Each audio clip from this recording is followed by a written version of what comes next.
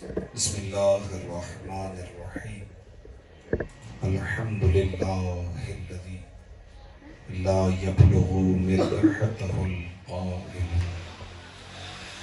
ولا يحصي نعماءه العاد ولا يؤدي حقه المجتهد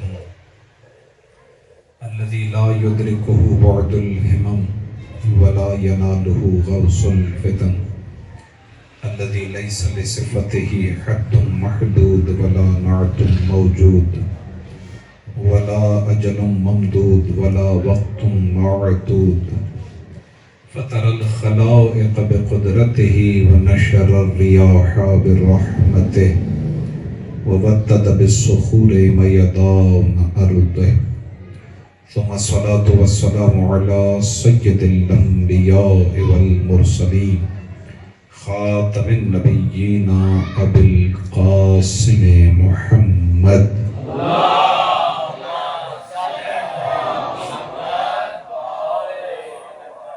وعلى اہل بیتہ الطیبین الطاہرین لا سیما ابنتہ الطاہرہ الانسیۃ الحورہ فاطمۃ الزہراء صلوات اللہ وسلم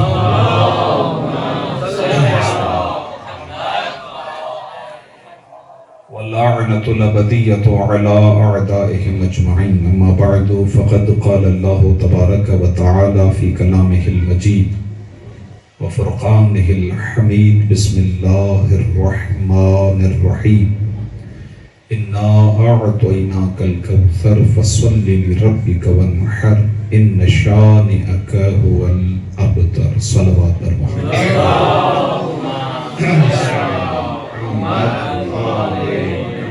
وعجل فرجا. نوجوانوں سے گزارش کروں گا کہ اگر وہ ذرا آگے آ جائیں تھوڑا سا مجلس کا ماحول بن جائے. ایک درود بھیجیں محمد والے محمد صلی علی محمد محمد وعجل فرجا. حضرات گرامی قدر سالانہ سہ روزہ مجالس ایام فاطمیہ سلام اللہ علیہا آج اپنے پہلے مرحلے میں داخل ہیں. پچھلے چند ایک برسوں میں ان مجالس اعزاز سے خطاب کا شرف حاصل ہوتا رہا ہے. ایک مرتبہ پھر توفیق پروردگار اور بتصدق چاہت معصومین آپ کی خدمت میں شہزادی کی ذکر کا شرف حاصل کرنے کی توفیق حاصل ہو رہی ہے. یہ مسجد امام بارگاہ اور خاص طور پر حوضہ علمیہ صادقین بی بی کے ذکر کو منعقد کرنے میں نہ فقط ایام فاطمیہ بلکہ پورا سال ذکر محمد و آل محمد کے احیاء کے سلسلے میں مختلف کوششوں اور کاوشوں میں مصروف رہنے والے افراد جن میں بالخصوص و بالاخص قبلہ مولانا امتیاز علی امینی صاحب اور وہ تمام مومنین کہ جو واقعاً داد اور تحسین کے قابل ہیں، جن کے نام تو سامنے نہیں ہوتے لیکن بڑے پیمانے پر اس ادارے کے ساتھ تعاون جاری و ساری رکھے ہوئے ہیں. ہماری تو چھوٹی چھوٹی دعائیں ہیں. اصل تو یہ ہے کہ ان افراد کی طرف مولا و آقا حضرت حجت کی خصوصی نگاہ ہے. حضرت حجت کا خاص طور پر ایک جسے کہا جائے لطف و کرم ان کے شامل حال ہے. یہ توفیق ہم کو اس بہانے حاصل ہو جاتی ہے کہ ہم ذکر کے بہانے جمع ہوتے ہیں. بہرحال انشاءاللہ ابتدائی مرحلے میں اس سعادت پر پروردگار عالم کا شکر ادا کریں اور اس ادارے کی یعنی ترقی کے لیے دعا گو ہیں کہ پروردگار اس مقام کو تاب قیامت شاد و آباد فرمائے انشاءاللہ. تمام مومنین کہ جو ان مجالس اعزاء کے احیاء میں ذکر محمد و آل محمد کے احیاء میں مسجد کے امور، امام بارگاہ کے امور، اسی طریقے سے حوضہ علمیہ صادقین کے جہاں پر علوم آل محمد علیہ السلام کا اجرا ہے، پروردگار ان تمام مومنین کی توفیقات خیر میں اضافہ فرمائے انشاءاللہ. خصوصاً جو مومنین واقعاً تعاون کرتے ہیں، اسی لیے کہ یہ ایک مشکل مرحلہ ہوتا ہے کہ انسان نیکی کرے لیکن وہ کسی کو پتہ نہ چلے، یہ بہت مشکل ہے۔ تو یہ سعادت ہوتی ہے، سب کو حاصل نہیں ہوتی ہے۔ یہ ایسا بندہ ہوتا ہے کہ جو گویا زمانے کو دیکھ چکا ہوتا ہے، زمانے کی حقیقت سے آشنا ہوتا ہے۔ ایسے افراد کے لیے بھی ہم دعا گو ہیں کہ پروردگار ان کی توفیقات خیر میں اضافہ فرمائے اور وہ تمام طلاب کرام اور اساتذہ کرام جو یہاں پر مشغول ہیں علوم آل محمد کے حصول میں اور تحصیل میں، ان تمام کو پروردگار عالم بہترین عالم عمل بننے کی توفیق عطا فرمائے۔ سیدہ کے فرش عزا پر ہم بیٹھے ہوئے ہیں، دعا کی قبولیت کی جگہ ہے۔ پروردگار اسی طرح سیدہ کی محبت کو ہمارے دلوں میں شاد و آباد رکھے انشاءاللہ، اور شہزادی کے ذکر کرنے کی توفیق عطا فرماتا ہے۔ باوز بلند صلوات بھیجیں محمد و صلی اللہ۔ اب مومنین جو کہ آہستہ آہستہ تشریف لائیں گے اور جو بیٹھے ہوئے ہیں وہ مستفید ہوں گے، اس لیے کہ گفتگو ہے ہی اس طرح کی کہ جس میں فائدہ اس کے لیے ہے کہ جو آغاز سے آخر تک بیٹھا ہوا ہوگا کہ مکمل گفتگو وہ پا لے گا۔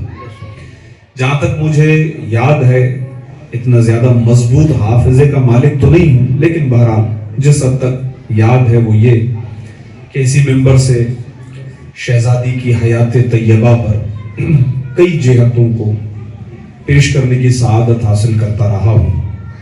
بلکہ مجھے یاد آ رہا ہے کہ ایک مرتبہ تینوں مجلس سے ہی میں نے پڑھی تھی، اور ان تینوں مجلسوں میں حیات طیبہ جو شہزادی کی ہے اس پر ایک طاہرانہ نگاہ فضائل سیدہ کے عنوان سے الحمدللہ پیش کرنے کی سعادت حاصل ہوئی ہے۔ اور میں ہمیشہ یہ اعتراف بھی کرتا ہوں، اور یہ اعتراف حقیقت ہے کہ ایسا نہیں ہے کہ ہم جب آپ کی خدمت میں بیان کر رہے ہیں تو کہہ لیں کہ حق ادا ہو گیا ہے یا سب کچھ بیان ہو گیا، ایسا نہیں ہے۔ اس کی وجہ یہ ہے کہ یہ ہستیاں ہیں ہی اس مقام اور مرتبے کی ہستیاں، ان کا معیار عظمت خدا کی بارگاہ میں، ان کا اسٹیٹس رتبہ، ان کی عظمت اس درجے کی ہے کہ ایک عام انسان کی وہاں تک رسائی نہیں ہے۔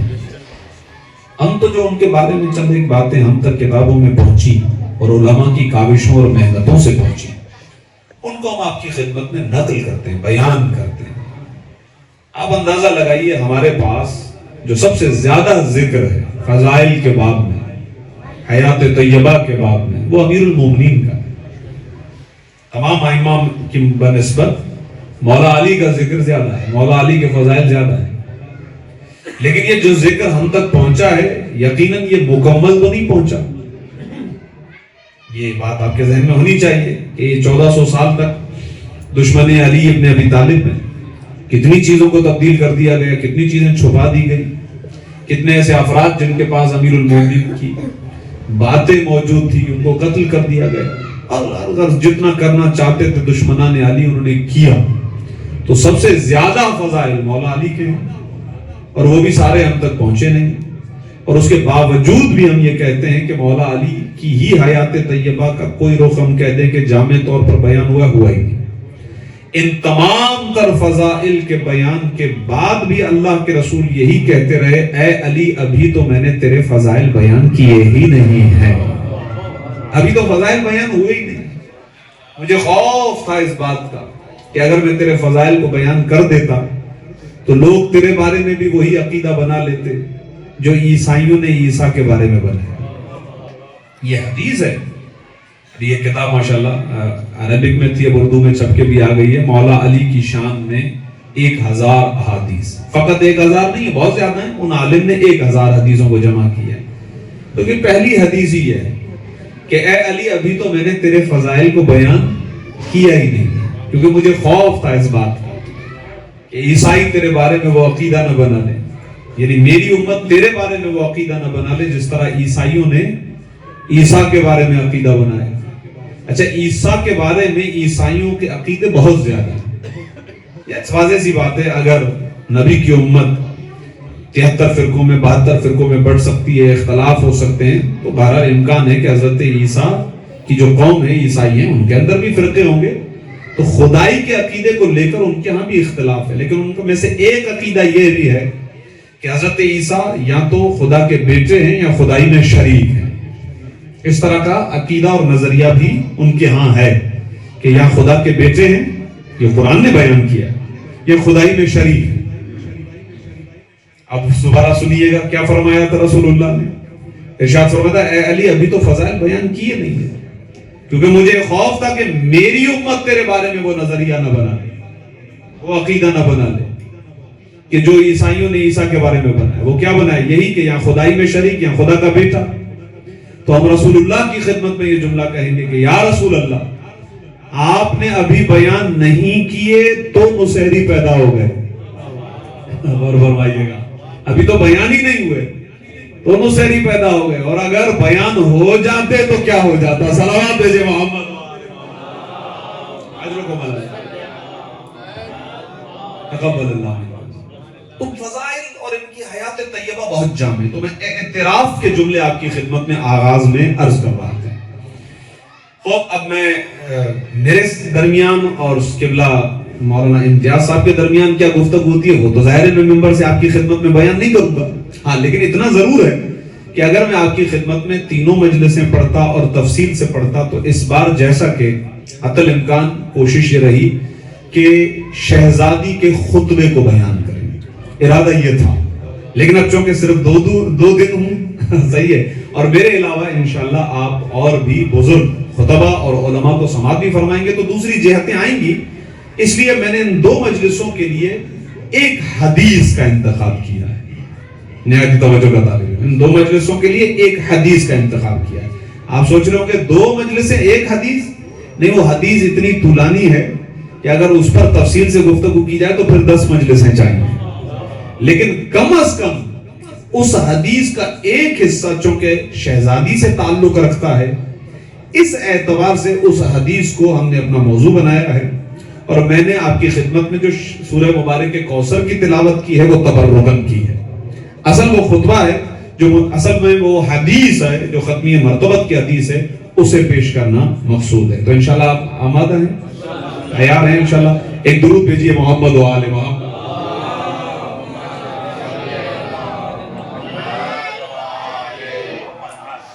آواز میں آپ کی خدمت میں اس بات کو عرض کر دینا چاہتا ہوں کہ دیکھیں مجلسوں کے الگ الگ مزاج ہوتے ہیں، اور خدا کا شکر ہے چھوٹا سا طالب علم ہوں لیکن جانتا ہوں مختلف مزاج مجلسوں کے۔ تو وہ ایک مزاج ہمارے ہوتا ہے زیادہ تر اندرون سندھ اور پنجاب میں چلنے والا ہوتا ہے کہ مولوی صاحب جو ہے وہ سلا رہے ہیں، یہ ہمارے لوگ بولتے ہیں نا مولانا صاحب سلا رہے تھے، ہمیں کوئی کلہاڑا مولانا چاہیے تھا، صحیح، یہ ہمارے ہاں اس تعبیرات استعمال ہوتی ہیں، اس لیے آپ سے بلا تکلف کہہ رہا ہوں یہ بات۔ تو مجلس کی مختلف قسمیں ہوتی ہیں، مختلف طرح کے لوگ مختلف طرح سے خطاب پڑھتے ہیں، وہ بھی گفتگو ہم کرتے ہیں، لیکن چونکہ میرے بعد جو خطیب آنے والے ہیں انشاءاللہ، جیسا کہ قبلہ نے ابھی میرے نالج میں یہ بات کی، قبلہ مولانا مطلوب حسین محمدی صاحب بہت بڑے پائے کے عالم بھی ہیں، خطیب بھی ہیں، اور ماشاءاللہ کہا جا سکتا ہے کہ کلہاڑا خطیب بھی ہیں ماشاءاللہ، اس اعتبار سے کہ ان کا بیان ویسا ہی ہے۔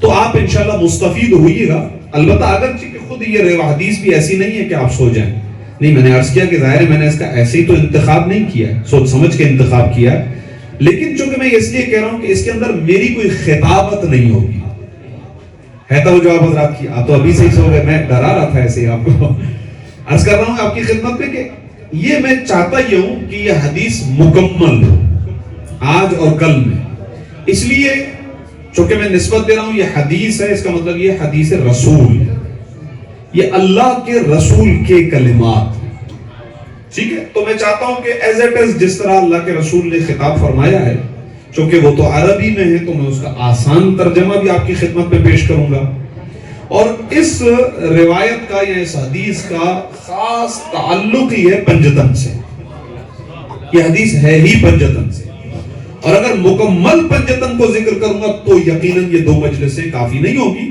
اسی لیے میں نے خاص کر انتخاب کیا چند ایک جملے مولا علی کے جو مولا علی کی شان کے، اور بالکل خاص طور پر گفتگو جو ہے وہ شہزادی سے منسلک رہے گی۔ تو انشاءاللہ آپ آمادہ ہیں؟ انشاءاللہ ایک مرتبہ درود بھیجیے محمد و آل محمد۔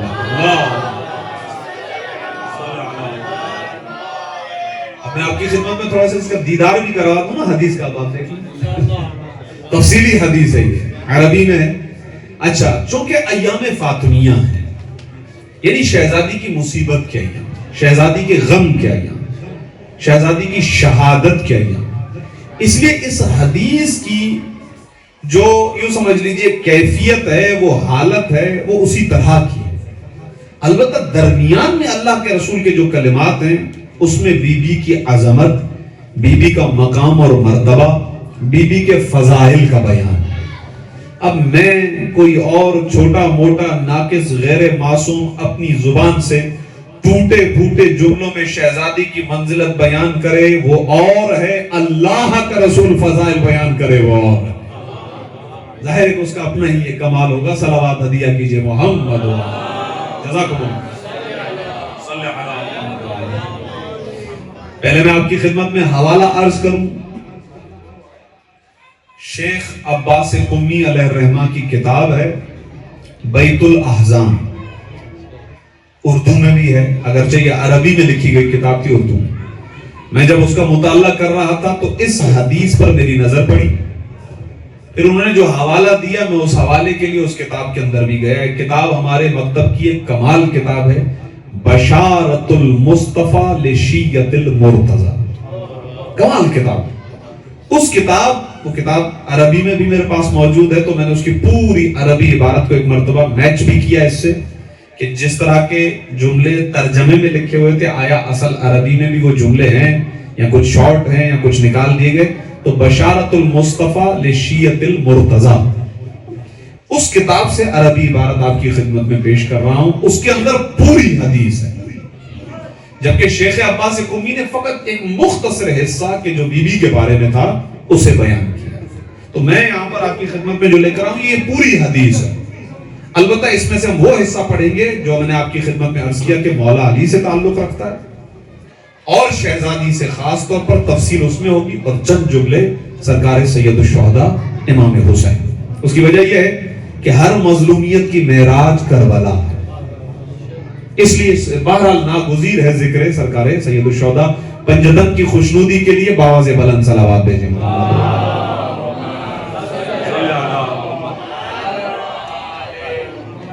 چونکہ ہمارے یہ مجلسوں کی آواز باہر بھی جاتی ہے، اور ایام فاطمیہ انقلابی ایام ہے۔ یہ ظاہر ہے کہ بہت ساری باتیں پہلے میں اس منبر سے اس طریقے سے کر چکا ہوں کہ پہلے بہت ساری باتیں لوگوں کو پتہ نہیں ہوتی تھی۔ ایام فاطمیہ سبب بنے کہ وہ لوگ جن کے دل میں رسول کی محبت تھی، سچے معنوں میں جو رسول سے محبت کرنے والے تھے، فطرت یہ کہتی ہے کہ جس سے محبت ہوتی ہے اس کی اولاد سے بھی محبت ہوتی ہے، تو رسول کی محبت خود بخود کھینچ کے لائی اولاد رسول کی محبت کی طرف۔ تو وہ غیرت مند، تعصب سے پاک، جس کا ضمیر زندہ ہے، جس کا دل زندہ ہے، جب وہ جناب فاطمہ کا ذکر سنتا ہے تو وہ سوچنے پر مجبور ہو جاتا ہے۔ اور میں عرض کروں آپ کی خدمت میں، میری اپنی کوئی تحقیق نہیں ہے، علماء کا یہ جملہ ہے، نقل کر رہا ہوں کہ شہزادی کونین کی شہادت کے ایام فاطمیہ انقلابی دن ہے۔ انقلابی اس اعتبار سے کہ بہت سارے ایسے لوگ تھے جن کو یہ حقائق پتہ نہیں تھے، بی بی کا صدقہ ہوا ہے کہ انہوں نے مذہب حق کو قبول کیا، دین کو قبول کیا، دین کو سمجھے، بی بی سبب ہے۔ تو اس لحاظ سے عزیزان گرامی قدر، میں نے چاہا کہ ایسی حدیث کا بھی انتخاب ہو کہ جس کے اندر جو راوی ہیں وہ ایسے راوی ہیں اس حدیث کے کہ جن پر کسی کو اختلاف نہیں۔ وہ ہے حضرت عبداللہ ابن عباس۔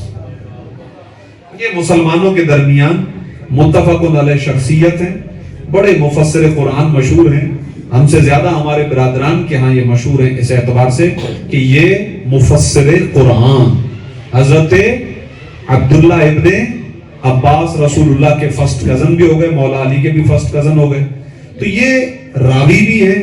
ہاں ٹھیک ہے، وہ الگ چیز ہے، میں نے کہا کہ دوسروں کے ہاں ان کا یہ تعارف ہے کہ وہ سب سے بڑے مفسر قرآن ہیں، سب سے بڑے راوی حدیث ہیں، لیکن اگر ہم سے پوچھیں گے ہمارے ہاں حضرت عبداللہ ابن عباس کا تعارف یہ ہے کہ وہ شاگرد مولا علی ہیں۔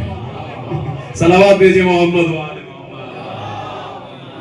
صلی علی محمد اس لیے کہ بات آ گئی ہے تو آپ کے مزاج کو فقط دیکھتے ہوئے ایک مرتبہ حاکم شام کے دربار میں ایک دو مرتبہ جو ہے وہ بحث ہوئی حضرت عبداللہ ابن عباس اور حاکم شام کی. کہا کہ تم بار بار علی کا ذکر جب کرتے ہو تو قرآن کی آیتیں کیوں پڑھتے ہو؟ کیا ایسا ممکن نہیں ہے کہ علی کا ذکر چھوڑ دو پھر قرآن پڑھو؟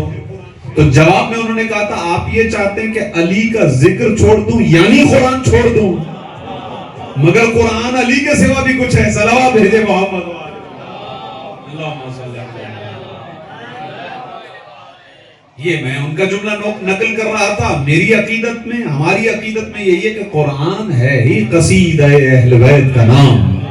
قرآن قصیدہ محمد و آل محمد. لہٰذا اس جہت کو اپنے ذہنوں میں رکھیے. اب چونکہ جو نوجوان اور جو بزرگان اپنا کام کر رہے ہیں آپ انہیں کرنے دیجئے، آپ میری طرف توجہ رکھیے تاکہ لطف محسوس کریں. درود بھیجے محمد. اللہم صلی علی حضرت عبداللہ ابن عباس راوی وہ فرماتے ہیں ان رسول اللہ صلی اللہ علیہ وآلہ وسلم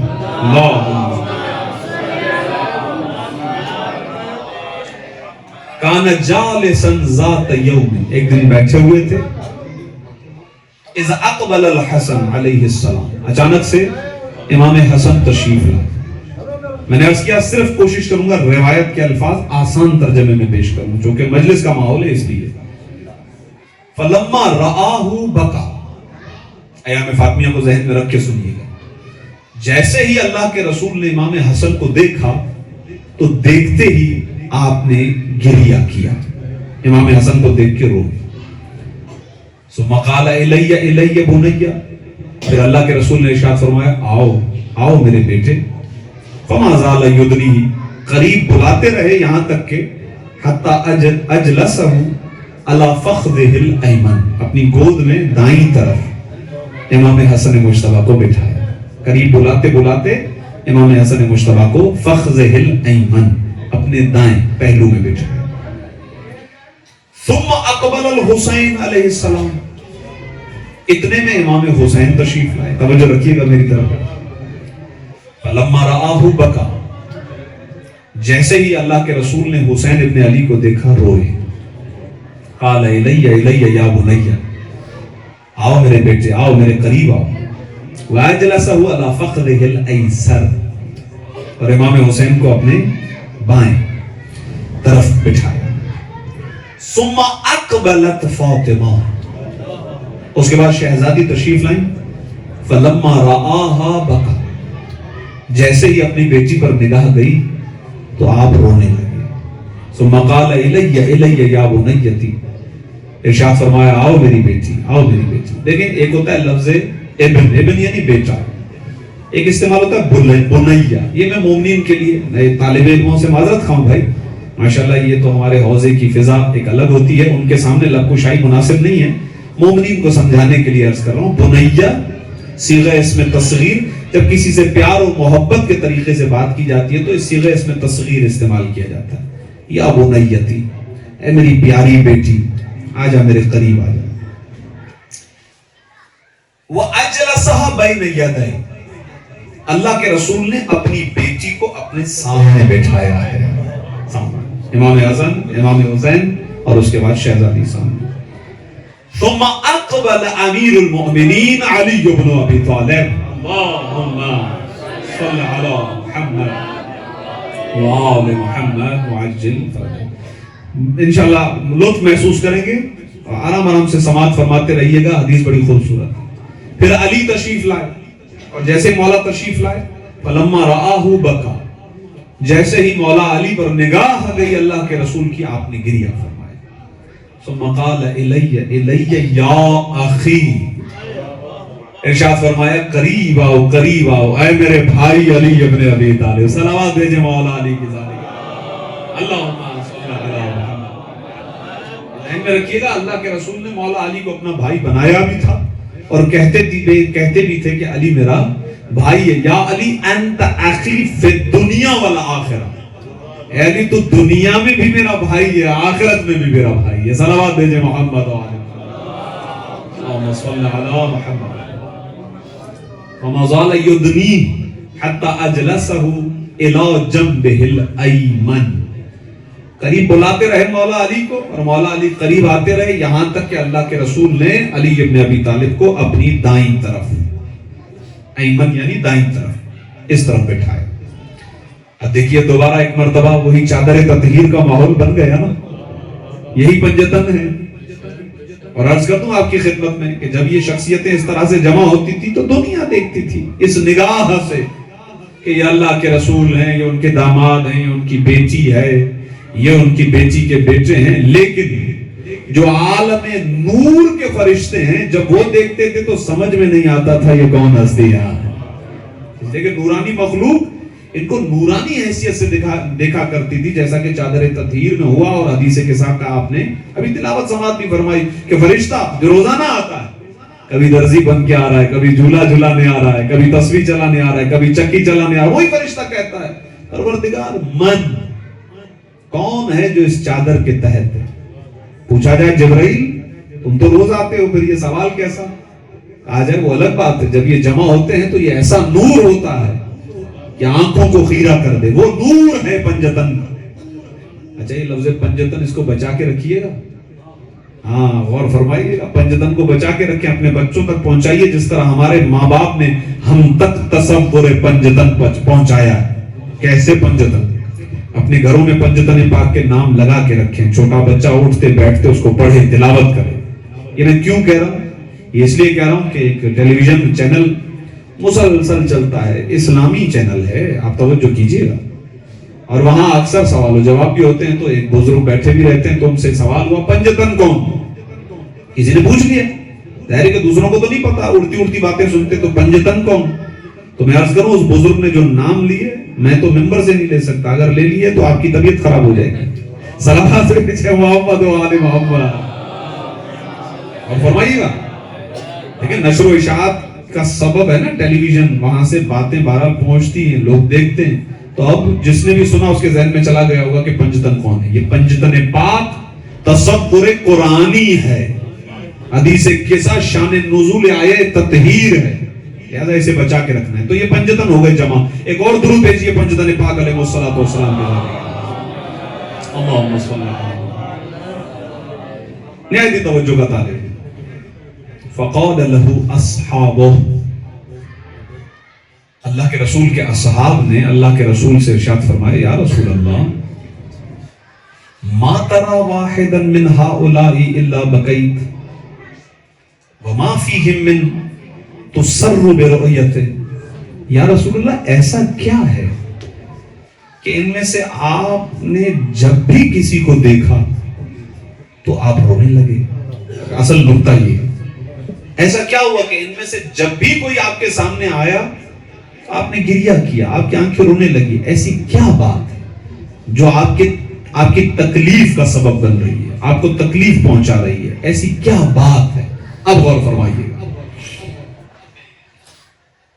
فقال صلی اللہ علیہ وآلہ وسلم والذی بعثنی بالنبوہ واصطفانی علی جمیع البریہ انی و ایاہم لأکرم الخلق علی اللہ عز و جل. قسم ہے اس ذات کی جس نے مجھے نبی بنایا، قسم ہے اس ذات کی کہ جس نے مجھے تمام مخلوقات میں مصطفیٰ بنایا ہے. اس ذات کی قسم. اب قسم کس چیز پر کھائی جا رہی ہے؟ طالب علموں سے بات کروں تو جواب قسم کیا ہے اب آ رہا ہے. توجہ کا طالب علم غور فرمائیے گا. انی و ایاہم لأکرم الخلق علی اللہ عز و جل. میں اور یہ یعنی یہ چار اور میں یعنی پنجتن. اللہ کے رسول فرماتے ہیں مجھے اور ان چاروں کو پروردگار عالم نے تمام مخلوقات پر عزت عطا فرمائی ہے. لفظ اکرم صیغہ اسم تفضیل ہے، سپرلیٹو ڈگری ہے، یعنی جتنی عزت اور جتنا رتبہ اور جتنا کرم پنجتن پاک کا ہے اور کسی کا نہیں ہے. صلوات بھیجے محمد و آل محمد.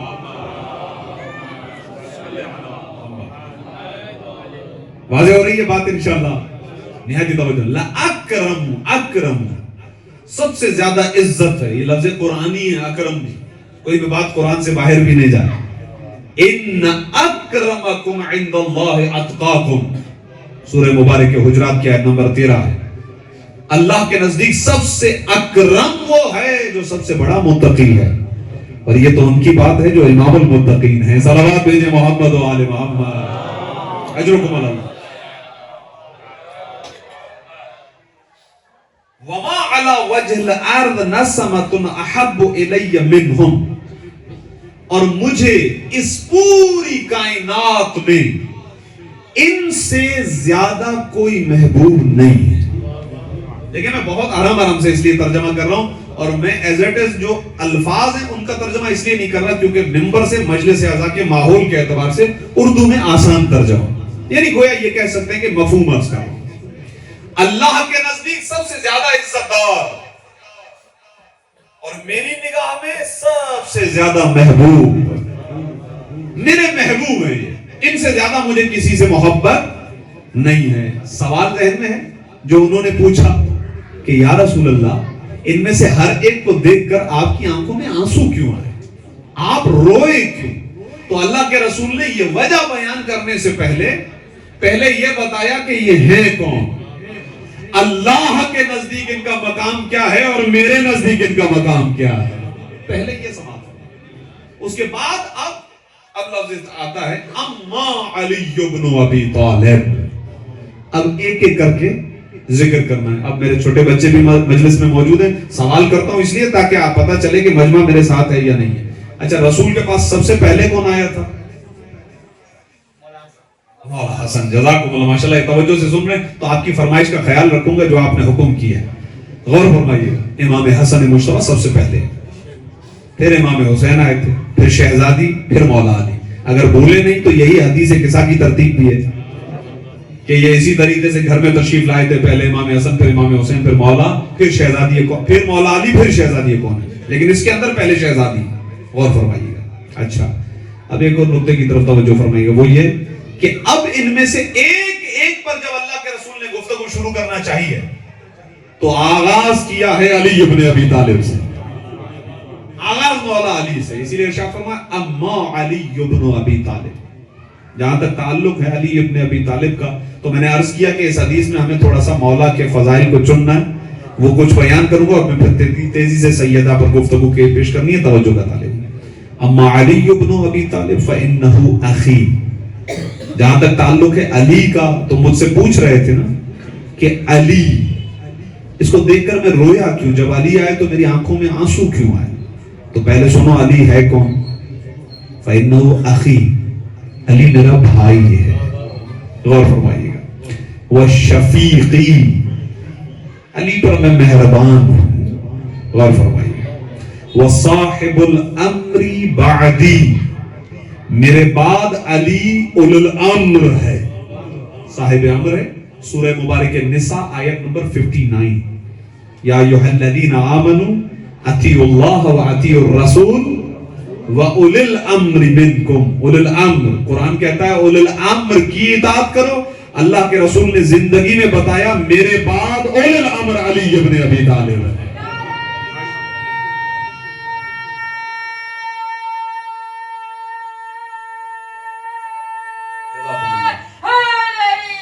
یا علی یا علی یا علی. درود بھی اسی طریقے سے بابا سے بلند بھیجے. جزاکم اللہ. وصاحب اللواء فی الدنیا والآخرہ، یہ علی کون ہے؟ دنیا میں بھی میرا علم علی کے پاس ہوگا، آخرت میں بھی میرا علم علی کے پاس ہوگا. آج آپ کے پاس علم کیوں ہے؟ دو جملے ہیں، ایک ولائی جملہ ہے، ایک تبرے کا جملہ ہے. پہلے ولائی جملہ سن لیجئے. آج آپ کے پاس علم کیوں ہے؟ علم سے محبت کرتے ہیں. دوسرا جملہ عجیب ہے، تھوڑا سا توجہ کا. دوسروں کا علم کو دیکھ کے نکاح کیوں ٹوٹتا ہے؟ یہ آپ نے سنا ہے نا. یہ آج کل تو باتیں ویسے ایک لحاظ سے بیکار ہی ہیں کیونکہ ترقی یافتہ زمانہ اتنا ہو گیا، لیکن آج بھی آپ جائیں گے کہ بعض جاہل اسی میں مصروف ہیں اور لوگوں کو یہی بتاتے ہیں مت گزرنا، علم کے سائے سے بھی مت گزرنا. تو کیوں علم سے اتنی نفرت ہے اور ہمیں اتنی محبت کیوں ہے؟ اسی لیے کہ جنگ خیبر میں ساری رات جاگنے کے بعد بھی کسی کو نہیں ملا، علی کو مل گیا۔ صلوات بھیجے محمد و آل محمد، جزاکم اللہ۔ یہ فرق ہے، جو اشتیاق علم میں ساری رات جاگے نہیں ملا، مولا کو مل گیا۔ اسی لیے کہ اللہ کے رسول نے ارشاد فرمایا تھا کل علم مرد کو دوں گا۔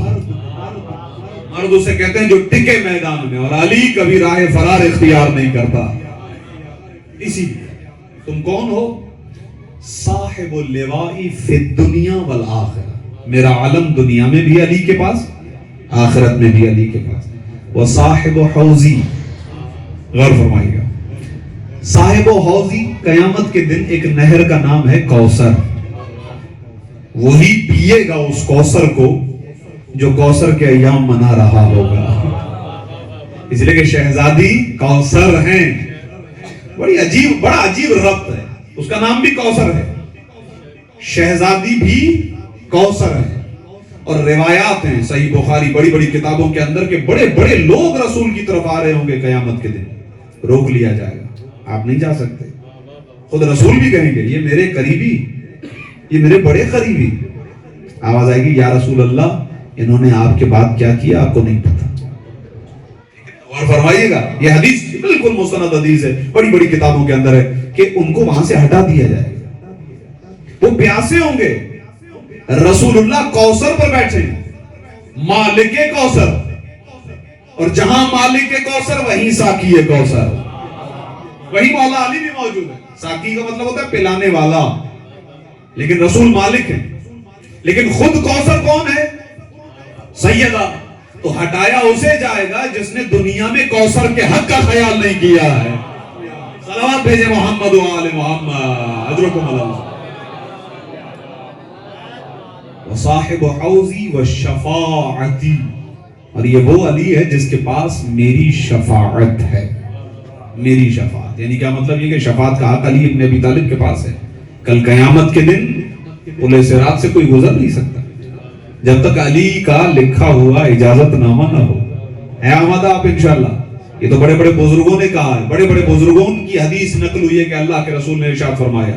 اب ظاہر ہے کہ میں اگر حدیث پڑھوں گا تو آپ اس مزاج میں سماعت نہیں فرما سکیں گے، اس لیے مزاج بدل دیتا ہوں کہ نماز، روزہ، زکوٰۃ، حج اور جہاد سب کے سبھی واجب، مگر قیامت کے روز لوگوں ولا کا رتبہ فراز ہوگا اور پلے صراط سے پرسکون ہو کر گزر سکے گا فقط وہ بندہ کہ جس کے ہاتھوں میں حشر کے روز علی کا لکھا جواز ہوگا۔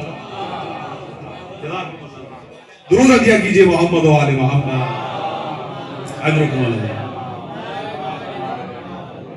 اما ابنتی فاطمہ، میں عرض کر دیتا ہوں آپ کی خدمت میں کہ مولا علی کے بارے میں اللہ کے رسول کے کلمات ابھی ختم نہیں ہوئے، لیکن جیسا کہ میں نے وعدہ کیا کہ سیدہ تک گفتگو لانی ہے انشاءاللہ۔ کل پھر مولا علی کے چند ایک جملے اور پھر سیدہ کے جملے، ٹھیک؟ انشاءاللہ توجہ رکھیے گا۔ جو آپ میں سے کل ہوں گے انشاءاللہ مستفید ہوں گے، آج جو ہو گئے انشاءاللہ وہ مستفید ہو رہے ہیں، مولا سلامت رکھے۔ اما ابنتی فاطمہ، تم نے مجھ سے سوال کیا کہ میں نے جب اپنی بیٹی کو دیکھا تو میں رویا کیوں؟ تو پہلے سنو، سمجھو کہ میری بیٹی فاطمہ ہے کیا، پہلے سمجھو۔ اما ابنتی فاطمہ، جہاں تک تعلق ہے میری بیٹی فاطمہ کا، فَإِنَّهَا سَيِّدَةُ نِسَاءِ الْعَالَمِينَ، یہ فقط عالم دنیا نہیں، عالمین میں جتنی بھی خواتین ہیں ان ساری خواتین کی سردار میری بیٹی فاطمہ۔ سیدہ کی عظمتوں پر صلوات عطیہ کیجئے محمد و آل محمد، اجرکم اللہ۔ وَهِيَا بَضْعَةٌ مِّنِّي، فاطمہ میرا ٹکڑا ہے۔ آپ کو پتا ہے یہ جو چھوٹا جملہ ہے نا بضعۃ منی، 1400 سال ہو گئے علماء اس کی تشریح کر رہے ہیں، وضاحت ہوتی ہے، پوری کتابیں لکھی جاتی ہیں۔ بضعۃ منی، چند ایک کلمات، زیادہ وقت نہیں۔ بضع منی، اللہ کے رسول نے ارشاد فرمایا میرا ٹکڑا، کیا مطلب؟ فضائل کی میراث ایک چھوٹے سے جملے میں، رسول کا ٹکڑا، اس کا مطلب کیا؟ رسول کیا ہے؟ رسول فرما رہے ہیں نا میرا ٹکڑا، رسول اپنی ذات کی طرف نسبت دے رہے ہیں۔ رسول کا آپ کیا سمجھتے ہیں؟ کیا ہے رسول؟ جو بھی آپ کے ذہن میں آ سکتا ہے رسول کے بارے میں، اتنے فضائل و کمالات ہیں کہ یہ زندگی کم ہے، اللہ ابھی تک بیان کر رہا ہے۔ اگر وہ حماد ہے تو یہ محمود ہے، وہ رسول۔ بس اب سنیے گا، جو رسول ہے وہی فاطمہ ہے۔ میرا ٹکڑا مطلب یہ ہے، یہ میرا ٹکڑا ہے، میرا جز ہے۔ تو جو مقام اور مرتبہ اور توقیر و عظمت ہے رسول کی، وہی ٹھیک ہے۔ عہدہ نہیں ہے کہ فاطمہ زہرا رسول ہے، عہدہ نہیں ہے فاطمہ زہرا نبی ہے، نہیں، ایسا کوئی عہدہ نہیں ہے۔ لیکن کیا یہ کمال نہیں ہے کہ نبوت اور رسالت بھی جس کے احترام میں کھڑی ہو جائے؟ سلام بھیجیں شہزادی کونین کی ذات گرامی کے لیے، اللہم اجرکم اللہ۔ اس لیے کسی نے کہا تھا کہ کب اٹھا کرتے تھے بیٹی کے لیے میرے نبی، کب اٹھا کرتے تھے بیٹی کے لیے میرے نبی، وہ تو ایک جزو رسالت کا ادب کرتے تھے۔ جزو رسالت، جزو نبوت، جزو نور محمد مصطفیٰ صلی اللہ علیہ وسلم۔ صلی علی محمد، ایک درود بھیجئے محمد و آل محمد۔ اللہم صلی علی محمد و آل محمد۔ حجت الاسلام والمسلمین قبلہ مولانا مطلوب حسین محمدی صاحب تشریف لا چکے ہیں، ایک اور درود ہدیہ کیجئے محمد و آل محمد۔ صلی علی محمد۔ بار دیگر بلندتر صلوات۔ نہیں آگا، ایک اور درود بھیجئے آغا صاحب کے لیے۔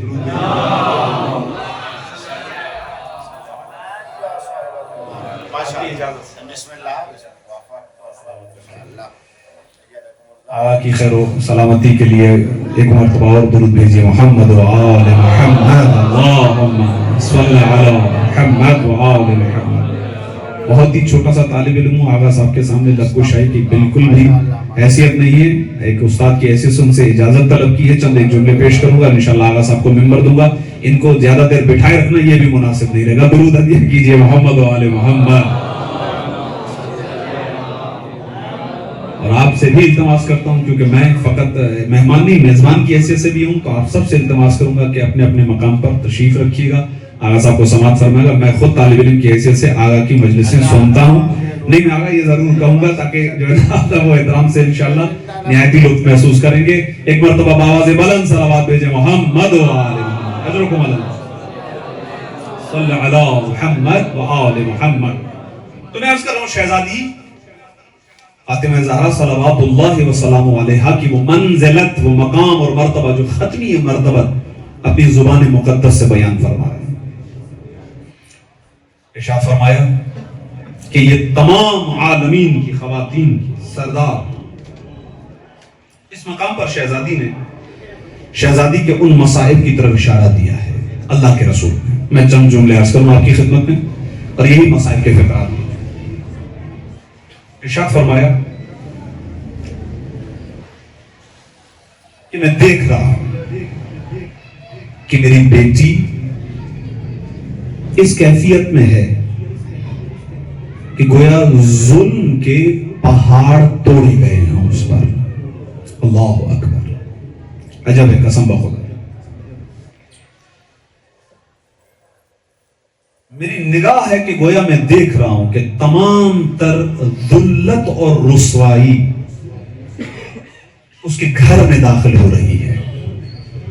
اکثر لوگ یہ سوال کرتے ہیں اور اعتراض کرتے ہیں ان واقعات پر، کوئی ایک طریقہ نہیں ہے کہ جس کے ذریعے سے واقعہ بیان ہو، کئی ایک طرق ہیں۔ یہ ایک روایت آپ کی خدمت میں بیان کر رہا ہوں۔ راوی حضرت عبداللہ ابن عباس فرماتے ہیں کہ رسول اللہ فرماتے ہیں گویا میں دیکھ رہا ہوں کہ قد دخل الذل بیتہا، تمام تر ذلت و رسوائی کو میں اپنی بیٹی کے گھر میں داخل ہوتا دیکھ رہا ہوں۔ یہ اسی واقعے کی طرف اشارہ ہے۔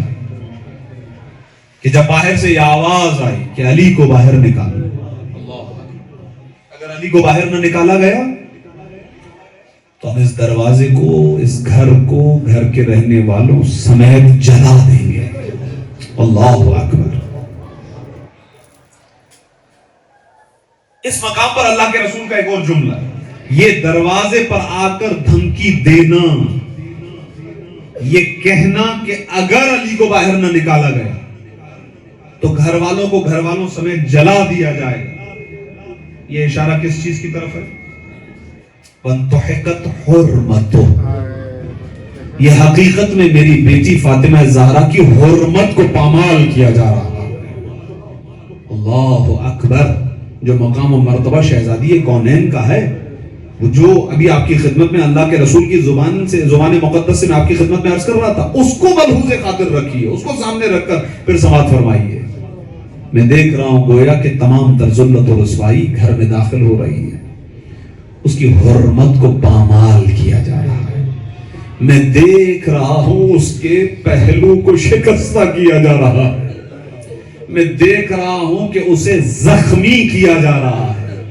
اس مقام پر رسول اللہ فرماتے ہیں میں سن رہا ہوں کہ وہ یہ کہہ رہی ہے یا محمد، وہ بلا رہی ہے یا محمد کہہ کر، لیکن کوئی اسے لبیک کہنے والا نہیں ہے، کوئی اس کی مدد کرنے والا نہیں ہے، کوئی اس کی نصرت کرنے والا نہیں ہے۔ اور جس وقت اللہ کے رسول یہ بیان کر رہے ہیں، اللہ کے رسول خود بھی گریہ فرما رہے ہیں، یعنی شہزادی کی مصیبت پر خود گریہ کرنے والے اللہ کے رسول ہیں۔ عزیزان گرامی قدر، یہ سنت رسول ہے جسے میں اور آپ انجام دے رہے ہیں۔ ہماری آنکھوں میں شہزادی کی مصیبت کو لے کر جو آنسو بہ رہے ہیں، یہ سنت رسول ہے۔ اللہ کے رسول کی بارگاہ میں پرزہ پیش کر رہے ہیں، ہاں اللہ کے رسول دیکھ رہے ہیں کہ یہ دروازہ کوئی معمولی دروازہ نہیں ہے، فاطمہ کا دروازہ میرا دروازہ ہے۔ وہ روایت میں جوڑتا ہوں کیونکہ آج پہلی مجلس سے آیا ہے نا، ضروری ہے، اس کے بعد تو آغا صاحب تفصیل سے مسائل پڑھیں گے۔ فقط سنیے گا اس مقام کو کہ جب اللہ کے رسول بستر علالت پر ہیں، شہزادی آپ کے سرہانے بیٹھی ہے، اللہ کے رسول کو اس کیفیت میں دیکھ کر شہزادی برداشت نہیں کر پا رہی۔ کافی مرتبہ اس طرح سے ہوا کہ شہزادی کے آنسو اللہ کے رسول کے چہرے پر گرتے تھے، بیدار ہوتے تھے، فرماتے تھے فاطمہ تیرا رونا مجھ سے برداشت نہیں ہوتا ہے۔ عزیزو، روایت کہتی ہے اللہ کے رسول آرام میں ہیں، شہزادی سرہانے بیٹھی تھی نا، آواز آئی، کوئی آنے والا تھا جس نے آ کر کہا میں اللہ کے رسول سے ملاقات کرنے کے لیے آیا ہوں۔ شہزادی نے جواب دیا میرا بابا ٹھیک نہیں ہے، میرا بابا آرام میں ہے، اب ہر کسی سے نہیں مل سکتا ہے میرا بابا۔ روایت کہتی ہے وہ آواز ایک مرتبہ دوبارہ آئی، میں رسول اللہ سے ملنے کے لیے آیا ہوں۔ شہزادی نے جب دوسری مرتبہ بھی جواب دیا تو اب تیسری مرتبہ جب اس جملے کا تکرار ہوا کہ میں ملنے کے لیے آیا ہوں، تو شہزادی ایک مرتبہ سوچنے لگی، اتنے میں اللہ کے رسول کی آنکھ کھلی، ایک مرتبہ اپنی بیٹی کے چہرے کی طرف دیکھ کر کہا سیدہ، اے میری بیٹی فاطمہ، کیا جانتی ہو دروازے پہ آنے والا کون ہے؟ ارے بیٹی یہ وہ ہے کہ جو بچوں کو یتیم کرتا ہے، خواتین کو بیوہ کرتا ہے، یہ وہ ہے کہ جو کسی سے اجازت نہیں مانگتا ہے، لیکن اے فاطمہ یہ تیرے دروازے کا احترام ہے کہ ملک الموت بھی اندر داخل ہونے سے پہلے تجھ سے اجازت طلب کر رہا ہے۔ عزیزو، یہی تو روایت بتا رہی ہے، اللہ کے رسول دیکھ کے فاطمہ کو اسی لیے رو رہے ہیں۔ ارے وہ دروازہ جہاں کہیں جبرائیل آ کر جھکے، کہیں ملک الموت آ کر احترام میں کھڑا ہو جائے، کہیں پر رضوان جنت آ کر کھڑے ہو جائیں، عزیزو اسی مقام پر آج لکڑیاں جمع ہیں، آگ جمع ہے، دروازے کو جلایا جا رہا ہے۔ اب اس مقام پر وہ جملہ کہہ دیتا ہوں کہ بس شہزادی نے کہا کیا تمہیں معلوم نہیں ہے اس گھر میں حسنین رہتے ہیں اور تم جلانے کی دھمکیاں دے رہے ہو؟ آگے سے جواب آیا چاہے رہتے ہو۔ عزیزو، تلوار کا زخم جو ہے وہ بھر جاتا ہے، نیزے کا زخم بھر جاتا ہے، یہ ظاہری زخم بھر جایا کرتے ہیں، لیکن عزیزو جو زخم دل پر لگتا ہے عزیزو وہ بھرا نہیں جا سکتا ہے۔ شہزادی سے کہا جا رہا چاہے کوئی رہتا ہو ہم اس گھر کو جلا دیں گے، کہا نہیں گیا جلایا گیا ہے۔ اور اب جب بی بی نے جلتا ہوا دروازہ دیکھا نا، شہزادی گھبرا گئی۔ شہزادی گویا دروازے کے پیچھے موجود ہی تھی۔ اتنے میں اس شخص نے اپنے غلام سے کہا جتنی طاقت ہے اس طاقت سے اس دروازے کو دھکا دے۔ عزیزو جیسے ہی دروازے کو دھکا دیا گیا، ہائے نبی کی بیٹی در و دیوار کے درمیان آئی، آواز دیوا محمد اے محمد، اے میرے بابا ذرا دیکھ تو صحیح تیری بیٹی کے ساتھ کیا ہو رہا ہے۔ نبی کی بیٹی جلتے ہوئے دروازے